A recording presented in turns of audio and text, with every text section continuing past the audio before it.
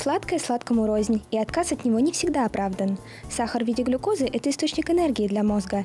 Также некоторые сладкие продукты обладают и другими полезными свойствами для организма. Мед содержит около 70 полезных веществ. Ферменты, которые в нем находятся, повышают аппетит и улучшают пищеварение. Также мед – отличное лекарство против простуды. В день полезно съедать 2 столовые ложки меда.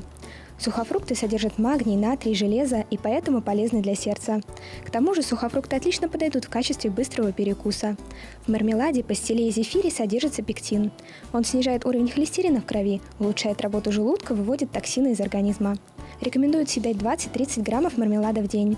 Шоколад помогает регулировать артериальное давление при гипотонии, укрепляет сердце и сосуды, помогает справиться со стрессом и не оставляет шансов сезонной депрессии.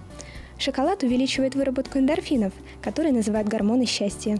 В день советуют съедать до 30 граммов шоколада. Это 1/4 часть стандартной плитки.